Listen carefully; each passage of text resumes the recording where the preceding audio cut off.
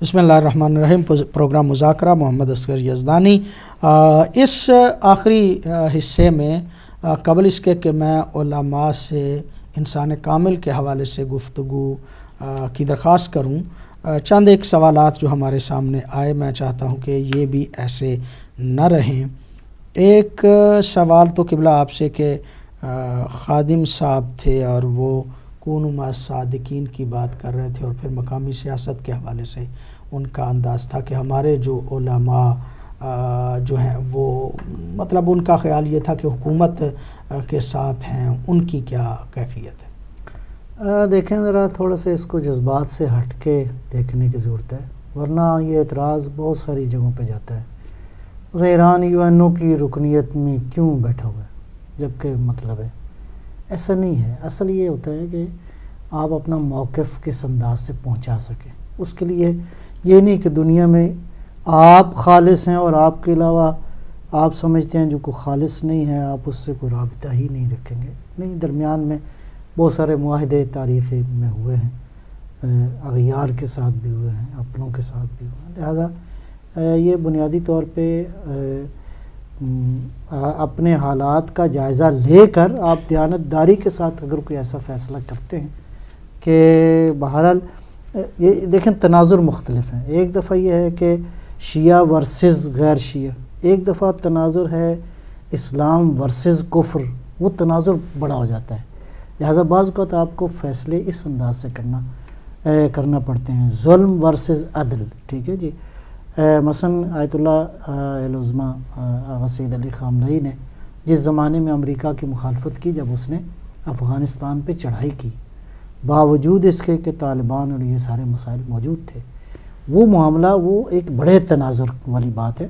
جب اسلام ورسز کفر کی بات آئے گی تو پھر اس کا مطلب یہ ہے کہ کفر بڑی طاقت ہے، اس کو بڑے انداز سے دیکھنے کی ضرورت ہے. لہٰذا یہ معاملات لوکلی سطح پہ قائدین کا غیون کا بعض مسالے ہوتے ہیں کہ جن کو شاید ہم دور بیٹھ کے نہ کر رہے ہیں. صاحب نے جو سے لیا ہے مطلب چونکہ آیت تو کہتی کونوا مع الصادقین، سچوں کے ساتھ ہو جاؤ، تو اپنی جگہ پہ ایک حقیقت ہے کہ نجات اسی کی ہوگی جو سچوں کے ساتھ ہو جائے اور انہی کی پیروی کرے. تو اس کو انہوں نے لے آئے ہیں سیاست میں، کہہ رہے ہیں کہ بھی سچوں کے ساتھ ہو جاؤ. تو اب آپ نے مثلا ایک ملک میں ایک گروہ ہے مثلا، تو ایک حکومت ہے ایک مخالف، تو کس کے ساتھ آپ نے ہونا ہے؟ تو خود قرآن مجید میں ہے وہ جو ہے کہ ان کو بلاؤ الی کلمۃ سواء بیننا و بینکم، کہ یعنی تم سارے کے سارے اہل کتاب توحید پر اکٹھے ہو جاؤ. یہ پہلی منزل ہے. اچھا، جب مسلمانوں کے حساب سے دیکھا جائے تو جب وہ کوئی رسول پاک کو نہیں مانے گا تو کیا ہو جائے گا ہمارے حساب سے؟ تو انکار رسول جو ہے وہ کافر ہے. ٹھیک ہے، تو ظاہر ہے کہ جب ہم اس حساب سے دیکھیں گے تو کبھی کسی کے مد مقابلہ آنا پڑے گا، اور جب وہ ویژن بڑا ہوگا یا آگے انسانیت کی بات ہو جائے گی یا خداوند عالم کی بات ہوگی تو اس وقت پھر جتنے بھی اہل توحید ہیں وہ چاہے اہل کتاب ہیں ان کو شامل کرنا پڑے. اسی طرح آغا صاحب نے جیسا کہا کہ بھی اسی طرح ہر ملک میں دیکھنا پڑتا ہے کہ ہمارے مسالے مفادات کس کے ساتھ ہیں اور اس کو کفر و اسلام کی جنگ نہیں بنا لینا چاہیے. جی. مقامی طور پہ اگر کسی کا ہر ایک سے آپ لڑنا شروع کر دیں تو آپ کیا اپنے حقوق مطلب کر سکتے ہیں. سوال آغا صاحب یہ ہے کہ خواہشات کی دو قسمیں کی گئی، ایک خواہش مادی ہوتی ہے اور ایک خواہش روحانی ہوتی ہے. پہلا سوال تو میرا یہ ہے، کال میں لے لوں جی، اس کے بعد سوال کرتے ہیں. السلام علیکم. وعلیکم السلام. معذرت کے ساتھ میں صرف ایک آدھا منٹ.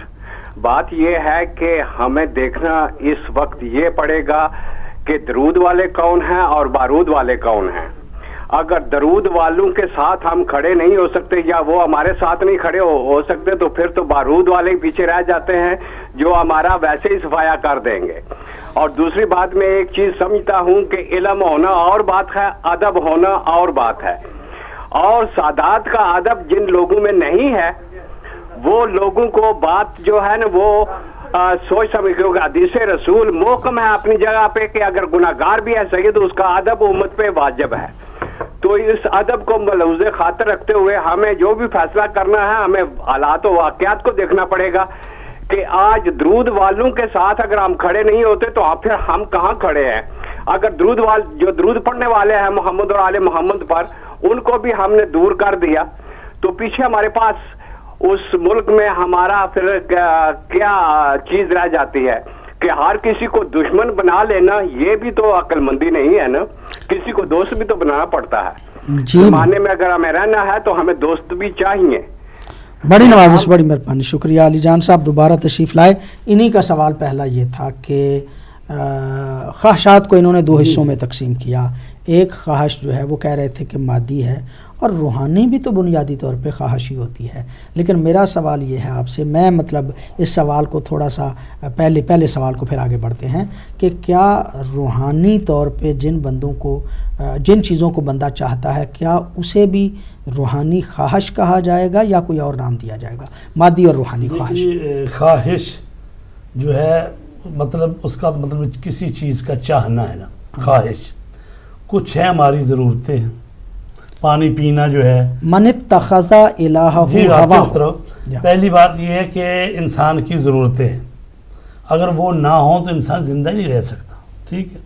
جیسے پانی پینا تو یہ انسان کی ضرورت ہے، کھانا کھانا ضرورت ہے، اسی طرح جو بھی اس کے زندہ رہنے کے لیے ضروری چیزیں ہیں وہ اس کی ضرورتیں ہیں۔ اس کے بغیر تو اللہ نے جب پیدا ہی ایسا کیا ہے تو اس کے بغیر تو زندہ نہیں رہ سکتے۔ بات ہے کہ جب ہم کہتے ہیں خواہشوں کی بات کرتے ہیں اس کا مطلب ہوتا ہے ناجائز خواہشیں، وإلا جو جائز خواہشیں ہیں، جو ضرورتیں ہیں، جو مطلوب ہیں، تو وہ تو اس کے بغیر تو انسان رہ ہی نہیں سکتا، وہ تو ہونا ہی ہے۔ خواہشیں یہ ہے کہ مثلا انسان جو ہے اپنے آپ کو دوسروں سے بڑا ثابت کرے، تکبر کرے، نہیں ہونی چاہیے، بری خواہش ہے۔ حسد کرے، دوسروں کو نعمتیں ملی جل جائے، یہ اچھی خواہش نہیں ہے کہ دوسروں سے حسد کرنا شروع کر دے۔ تو رہ گئی بات وہ کہ جو نیک لوگوں کی خواہش ہے، دیکھیں اصل حقیقت اسی پر ہے کہ اللہ کے لیے دوستی، اللہ کے لیے دشمنی، اللہ کا قرب حاصل کرنا، یہی اصل حقیقت ہے بندگی کی۔ تو جو نیک آدمی چاہتے ہیں کہ اللہ کی رضا ہو جائے، البتہ اس میں بھی درجے ہیں۔ اب ایک یہ ہے کہ اللہ مجھے یہ دے دے، اللہ یہ مجھے دے دے، اور چونکہ اس نے کہا کہ مجھ سے مانگو، حضرت موسیٰ علیہ السلام میں کہا گیا حتیٰ کہ نمک بھی مجھ سے ہی طلب کرو، چھوٹی سے چھوٹی چیز بھی اللہ سے طلب کرو، یہ بھی ایک مرحلہ ہے۔ لیکن ایک مرحلہ وہ ہے کہ جو امام زین العابدین اپنی دعاؤں میں ہے کہ اے پروردگار اگر تیرا حکم نہ ہوتا دعا کہ مجھ سے کرو تو میں دعا بھی نہ مانگتا، کیوں؟ اس لیے کہ تیرے ارادے اور تیری منشا پر میں راضی ہوں۔ جب امام حسین علیہ السلام نے بچپن میں حضرت امام زین العابدین بیمار ہوئے تو فرمایا بیٹا تیری خواہش کیا ہے؟ تو آپ نے فرمایا پر بابا جان میری خواہش یہ ہے کہ میری خواہش نہ ہو۔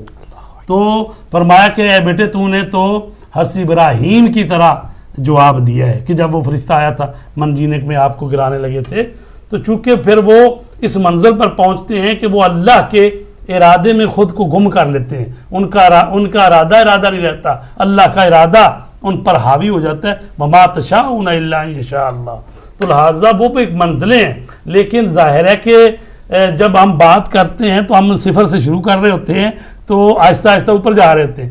اور یہ بھی میں عرض کروں کہ جب ہم کہتے ہیں انسان کامل، تو یعنی جو خود جد و جہد کر کے حاصل کر کے اس پر پہنچنا ہے۔ بیشتر جنبہ جو یہ انسانوں کے تکامل کی بات ہو رہی ہے، وإلا جو نبی یا امام ہوتا ہے اس کو جو نبوت ملتی ہے، امامت ملتی ہے، وہ وہبی ہوتی ہے، وہ قصبی نہیں ہوتی کہ آج ترقی کی اگلے دن چلے گئے، ایک وقت آیا کہ آپ تمہیں نبی بنا دیا گیا، وہ نہیں ہے۔ یہ جو انسانی تکامل کی ہم بات کر رہے ہیں، اگرچہ ہم مصداق ان ہستیوں کو پیش کر رہے ہیں، لیکن ظاہر ہے کہ ان کے علاوہ بھی جو کہ نہ نبی ہیں نہ امام ہیں، لیکن سلمان فارسی جیسے جو 10ویں درجے پر ایمان کے فائز ہیں، مقداد اور ابو ذر اور صحابہ اور بڑے بڑے مجتہدین جو کہ ایسے ایسے گزرے ہیں جو تالی تلوے معصوم ہیں، یا اہل بیت اطہار کی دوسری شخصیتیں جو گزری ہیں طول تاریخ میں، تو یہ ان کی بات ہے۔ وإلا وہبی جو ہے وہ اللہ کی طرف سے، وہ تو امام کا علم بھی اللہ کی طرف سے ہے، نبی کی نبوت بھی اللہ کی طرف سے۔ السلام علیکم۔ وعلیکم السلام ورحمۃ اللہ وبرکاتہ۔ جناب علی کون بھائی کہاں سے؟ جی آصف الرحمان عرض کر رہا ہوں لندن سے۔ علامہ صاحب میری طرف سے تمام علماء کی خدمت میں سلام عرض کرتا ہوں۔ علیکم السلام۔ حضور میرا شاید سوال موضوع سے ہٹ کے ہو، لیکن میں نے 2-3 چینلوں پہ سوال کیا لیکن مجھے اس کا جواب نہیں ملا، تو میں نے چاہا کہ آپ کی خدمت میں یہ سوال عرض کروں. حضور سوال یہ تھا کہ اگر کوئی بندہ قاری ہے یا عالم دین ہے، قرآن پڑھانے والا ہے، خطاب کرنے والا ہے، تو اس کے پاس گاڑی ہو تو وہ لوگوں کے گھر میں جا کے قرآن پڑھاتا ہے یا درس قرآن دیتا ہے یا درس حدیث دیتا ہے یا جمعے میں خطاب کرتا ہے، تو کیا اس کی اجرت لینا جائز ہے یا ناجائز ہے؟ پلیز اگر محسوس نہ کریں تو اس کا جواب ضرور دیجیے گا پلیز. جی آپ پروگرام دیکھتے رہیں جی، ضرور جواب دیتے ہیں. جی جزاک اللہ جزاک اللہ. یعنی مطلب قبلہ اصل میں یہ ہوا کہ خواہشات جسے جو قابل مذمت خواہشات ہیں وہ مادی خواہشات ہیں، مادی خواہشات بری خواہشات جو ہیں. البتہ جو روحانی خواہشات ہیں وہ قابل مذمت نہیں بلکہ وہ قابل تعریف ہیں، اور ان خواہشات کا مرنا، ان کو پیدا کرنا ہے، ان کا احساس پیدا ہو اور ان کو نہیں مارنا، ان کو نہیں مارنا، اور ان میں جو اسیر ہے ایسے کو غلام بھی نہیں کہا جاتا. یعنی یہ خواہشات کا غلام نہیں ہے. قبلہ مطلب ان کے سوال کا جواب جو ہو گیا. البتہ اسی سے میں مولا علی علیہ السلام کی فوراً میرے ذہن میں آیا، وہ جو فرماتے ہیں مولا کائنات کہ کچھ لوگ ہیں اللہ کی عبادت کرتے ہیں جو لالچ میں، جنت کے لالچ میں، اور کچھ ہیں جو جہنم کے خوف سے، اور کچھ ہیں جو آزاد انسانوں والی عبادت ہے کہ جو اللہ کے شکر کے طور پر کرتے ہیں. تو ظاہر ہے کہ اسلام نے یہ نہیں کہا کہ بھی جنت کے لالچ میں عبادت نہ کرو، بلکہ یہ بھی مطلوب ہے کہ آپ جنت کے لالچ میں عبادت کریں، لیکن بزرگی اس میں ہے کہ اس سے بھی آگے بڑھ جائے. اعلیٰ درجہ وہ ہے. محمد یعقوب صاحب پروگرام میں شامل ہوئے، ان کی مہربانی، سوال ان کا کوئی خاص نہیں تھا. علی جان صاحب دوبارہ پروگرام میں قبلہ شامل ہوئے، کہا 2 طبقے ہیں، ایک درود والے ایک بارود والے. بڑی عجیب اصطلاح نئی مطلب سنی ہے. ان میں سے ہمیں درود والوں کو ترجیح دینی چاہیے یا بارود والوں کو ترجیح دینی چاہیے؟ واضح سی بات ہے. کیا یہ سب یہ قافیہ ملایا ہوا ہے درود والے بارود والے. اصل میں جو درود نہیں پڑھتا وہ مسلمان ہی نہیں ہے. وہ چاہے نماز میں پڑھے یا جیسے پڑھنا پڑے گا. بعض جگہ پر واجب ہے، بعض جگہ مستحب ہے. جن کو کہہ رہے ہیں وہ ٹھیک ہے، وہ طالبانی سوچ اور فکر کے لوگوں کو کہہ رہے ہیں، ہم ان کے ساتھ نہیں. جی ہم ان کے ساتھ نہیں ہیں. البتہ درود وہ بھی پڑھتے ہیں، نماز نہیں ہوتی. قبلہ سوال جو ہے نا وہ 2 فقہی سوال ہیں. پہلا سوال تو آپ سے کہ کیا مسافر امام جمعہ ہو سکتا ہے؟ جی جو مجتہدین جو ہیں وہ تو یہی کہتے ہیں کہ نماز جمعہ جو ہے وہ مسافر نہیں پڑھا سکتا جس کی اپنی نماز قصر ہے. البتہ جو علماء کرام جو کثیر و سفر ہوتے ہیں یا جن کی نماز وہ تو مسافر نہ ہوئے وہ پڑھا سکتے ہیں. اس کا مطلب کلیئر آپ یہ کہنا چاہ رہے ہیں کہ جس کی اپنی نماز قصر ہو جائے اسے جمعہ نہیں پڑھا. میں امام خمینی اور آغا رہبر کے فتوے کے مطابق تو ایسا ہی ہے کہ مسافر جو ہے وہ جمعہ نہیں پڑھاتا. مسافر جمعہ. ایک فقہی مسئلہ جی آخر پہ آصف الرحمان صاحب نے کہا، اور انہوں نے کہا کہ ہم نے کئی مرتبہ پوچھا، کسی نے صحیح جواب نہیں دیا. عالم دین، قاری جو ہمارے شعبے سے متعلق ہے، گاڑی واڑی رکھی ہے، اس نے گھروں میں جا کے ٹیوشن پڑھاتا ہے، قرآن پڑھاتا ہے، لوگوں کو دین بتاتا ہے، تو کیا اس وقت وہ گاڑی پہ جا کے خود گھر گھر جا کے بچوں کو قرآن پڑھاتا ہے، دین پڑھاتا ہے، تو کیا اس وقت وہ کوئی اجرت لے سکتا ہے؟ یا جو اس کی خدمت کی جاتی ہے اس خدمت کا کون سا نیت ہونی چاہیے اور کس انداز سے اس کو لینی چاہیے؟ اجمالی طور پہ جواب تو یہ ہے کہ کوئی حرج نہیں، کوئی حرج نہیں. فقہی اعتبار سے اگر عرض یہ کروں کہ جو واجبات ہیں ان کو کسی کو سکھانے کی اجرت لینا فقہا نے کہا جائز نہیں ہے، ٹھیک ہے. لیکن جو مستحبات ہیں ان کو سکھانا پڑھانا اس کی اجرت لینا جائز ہے. تو اب جب قرآن پڑھا رہا ہے تو یہ بھی مستحب ہے، اس کی اجرت لے سکتا ہے. تعلیم دے رہا ہے وہ اس کی اجرت لے سکتا ہے. حتیٰ کہ یہ جو مساجدوں میں امام ہیں تو ظاہر ہے کہ یہ تو واجبات ہی ادا کر رہے ہوتے ہیں، وہاں ظہر اثر نماز مغرب عشاء پڑھا رہے ہوتے ہیں، یہ واجب ہے سارے. تو اس کو اس نیت سے ہوتا ہے کہ یعنی یہ شخص جو ہے یہ اپنا وقت دے گا اور یہ پابند ہے کہ یہاں ہی آ کر جماعت پڑھائے اور یہیں خدمت کرے، اس وقت میں کہیں اور نہ جائے. تو اس وقت کی جو پابندی اور جو مقدمات ہیں ان کے پیسے ہوتے ہیں، نہ یہ یا یوں اس کو کہا جائے کہ چونکہ عالم دین جو ہے وہ خدمت کر رہا ہے اور خدمت اس نے انہی کاموں میں کرنا ہے، لہٰذا وہ مسجد کمیٹی یا وہ لوگ جن کے ہاں وہ جا کے دین کی تعلیم کر رہا ہے، وہ اس کا جو عمومی لفظ استعمال کیا جاتا ہے حق زامت، وہ اس کی خدمت کرتے ہیں. اور اگر وہ اس کی خدمت کرتے ہیں تو اس میں کوئی حرج نہیں ہے. مطلب بنیادی جو ہے وہ جواب اس کا یہ ہے، چونکہ انہوں نے پوچھا.